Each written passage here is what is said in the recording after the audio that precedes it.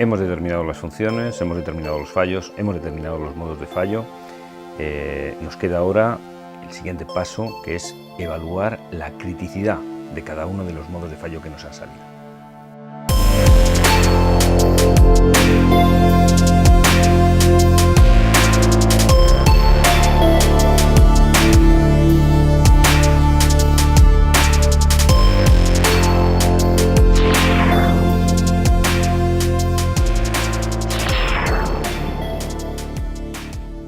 La evaluación de la criticidad de cada uno de los modos de fallo significa categorizar los modos de fallo en al menos 4 categorías. La primera categoría serían críticos, la segunda categoría serían significativos, la tercera categoría serían los fallos tolerables y la última categoría serían los fallos de menor nivel, que son los fallos insignificantes.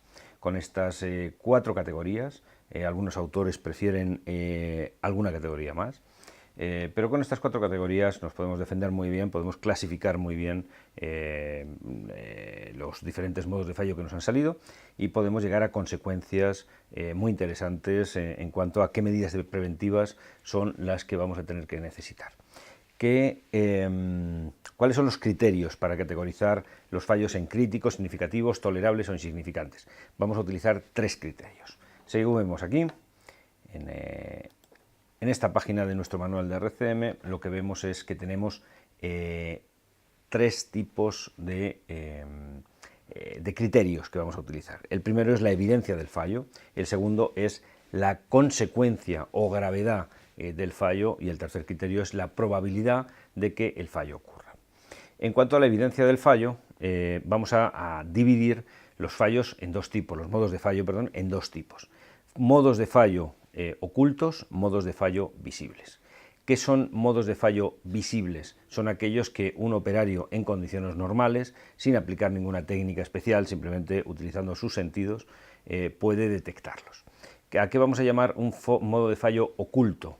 Es un modo de fallo para el que es necesario desarrollar alguna técnica, es necesario desmontar una parte del equipo para saber si ese fallo se está gestando o no se está gestando. Entonces tenemos pues 2 tipos de modos de fallo, los modos de fallo ocultos, los modos de fallo visibles. A continuación tenemos una segunda categoría, que es la consecuencia del modo de fallo. La consecuencia es un poquito más compleja de analizar, tenemos más opciones en la consecuencia. Tenemos como consecuencia, tenemos que evaluar qué consecuencia tiene para la seguridad de las personas, qué consecuencia tiene para la seguridad, para el medio ambiente, qué consecuencia tiene en lo referente a pérdidas de producción, qué consecuencia tiene en cuanto a la calidad de la producción y por último qué consecuencias tiene relacionados con los costes de reparación. Son 5 criterios, para cada uno de ellos vamos a establecer una serie de posibilidades. ¿Qué sería importante entender? Que de las posibilidades que vamos a disponer para evaluar cada una de las consecuencias para la seguridad, para el medio ambiente, para la cantidad y calidad de la producción o para los costes relacionados con el mantenimiento, con la reparación de este fallo, pues nos van a surgir varias posibilidades, nos van a surgir fallos muy graves, fallos graves o fallos leves, de acuerdo con cada uno de estos criterios. Es decir, puede que tenga un fallo grave en cuanto a la seguridad de las personas, que este mismo modo de fallo sea un modo de fallo muy grave en lo referente al impacto medioambiental, pero que sea un fallo leve en cuanto a las pérdidas de producción, en cuanto a la calidad de producción, etc. ¿Cuál va a ser la filosofía en general para evaluar la gravedad de un fallo, para dividirlo entre fallos muy graves, graves o leves? Pues va a ser si para cualquiera de estas razones, para cualquiera de estos 5 aspectos, el aspecto lo podemos calificar como muy grave, entonces el fallo será muy grave. ¿Cuándo un fallo será grave? Cuando no podamos calificarlo como muy grave en ninguno de los 5 aspectos, pero al menos en uno de ellos podamos calificarlo como grave. ¿Cuándo vamos a calificarlo como leve? Cuando, considerando estos 5 aspectos en su conjunto, en ninguno de ellos vamos a poder calificarlo ni como grave ni como muy grave. Entonces, estos 5 aspectos tienen una forma concreta de valorarse vemos aquí que, por ejemplo, para lo referente a los daños a las personas, pues tenemos que será muy grave si hay daños personales de consideración para los trabajadores, daños personales para daños personales leves o sin posibilidad de daños personales. Esto en cuanto a daños personales, pero asimismo lo tenemos para el medio ambiente, lo calificamos para la producción, la calidad de producción. La consecuencia en cuanto a la cantidad y a la calidad son dos aspectos que valoramos de forma independiente, y en cuanto a los costes de reparación, pues dependiendo de que estos costes sean altos o muy altos o leves o bajos, pues lo calificaremos como graves, muy graves o leves. Bien, con este cuadro podemos, en el cuadro que aparece en esta página, podemos ver cómo tenemos que calificar la gravedad en su conjunto. ¿Qué es lo que tenemos en cuenta? Pues para estos 5 aspectos, lo más grave que nos suceda en uno de ellos es el que nos mandará la calificación de la gravedad. Por último, tenemos que calificar la probabilidad. Por supuesto, calificar la probabilidad es lo más, es todavía más subjetivo, porque cómo calificamos que un fallo es probable, poco probable, muy probable, no es fácil. No es fácil, tendremos que buscarnos alguna definición, en cada caso concreto aplicará una definición, tendremos incluso que probar y ensayar varias definiciones. Aquí proponemos una que no es válida en todos los casos, hay que chequearla. Calificamos como muy probable aquel fallo en el que, en caso de no hacer nada, de no tomar ninguna medida, el fallo se producirá antes de 2 años. Lo calificaremos como probable si, en caso de no hacer nada, el fallo se producirá, pero se producirá en un horizonte temporal mayor, 5 años. Lo consideraremos posible cuando, a pesar de no haberse registrado ningún fallo, o a pesar de que no tenemos constancia de que haya ocurrido, efectivamente es posible que este fallo pueda pasar. Lo calificaremos como altamente improbable, con unas consecuencias muy interesantes, cuando si no se hace nada, pues es prácticamente seguro que no va a suceder nada. Es decir, que la posibilidad es realmente remota. ¿A qué calificamos posibilidad realmente remota? Pues no sé, imaginemos que tenemos un fallo y que tenemos un molino, y este molino se podría destruir. Por supuesto que las consecuencias serían muy graves, pero decimos que un modo de fallo es que le caiga un avión encima. ¿Es probable que le caiga un avión encima? Bueno, yo diría que poco, es poco probable. Por supuesto, habrá determinados sectores en los que habrá que considerar ese caso. Por ejemplo, las centrales nucleares no consideran este caso como altamente improbable, lo consideran como improbable, pero no como altamente improbable, y por eso refuerzan determinadas partes de la instalación, incluso contra el impacto de un avión. Pero en nuestras instalaciones industriales habituales consideraremos este tipo de fallo como altamente improbable, que tendrá una consecuencia. Todo lo altamente improbable ya no es necesario que lo estudiemos más. Directamente los calificaremos como insignificante sin más, sin llegar a ninguna cosa más. ¿Por qué? Porque si no, son tantas las cosas que podrían suceder altamente improbables, desde la llegada de marcianos a nuestra instalación hasta la caída de de un asteroide, pues claro, no podemos considerar estas cosas ni podemos estar tomando medidas para cosas que realmente la posibilidad que es realmente remota. Bueno, pues tenemos que tenemos 3 aspectos.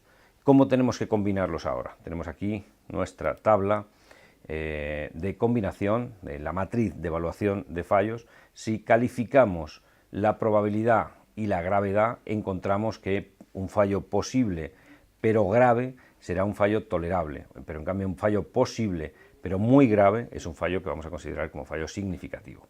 Vamos a considerar como crítico algo grave y muy probable, algo muy grave y muy probable, o algo muy grave pero probable. Con esta matriz de fallos implementada correctamente en un software que nos permite hacer este análisis con facilidad, podemos pasar al siguiente paso, que es cómo vamos a reflejar todos estos datos en nuestro software RCM3. Mantenimiento 3.0 es toda una estrategia de mantenimiento que busca disminuir costes y busca aumentar fiabilidad, exactamente lo mismo que RCM. Tiene muchos lazos comunes, pero es mucho más amplio porque engloba gestión de personal, engloba organigrama, engloba gestión de repuesto, de herramientas, gestión de recursos. Te animamos a que leas estas guías, la guía 3, que son 2 volúmenes, volumen 1, volumen 2, en el que a lo largo de más de 20 capítulos tratamos de analizar cada uno de los aspectos que importa al responsable de mantenimiento para que vea cómo debería orientarlos si quiere basar su mantenimiento en mantenimiento 3.0. Veamos cómo se refleja la evaluación en RCM3. Busquemos la multiplicadora. Estamos estudiando. En esta multiplicadora tenemos todos estos modos de fallo. Seleccionamos el primero de ellos, piñón de satélite con marcos e impactos. Valoramos la visibilidad, que eso es un fallo oculto, porque un operario no tendría por qué detectar este problema.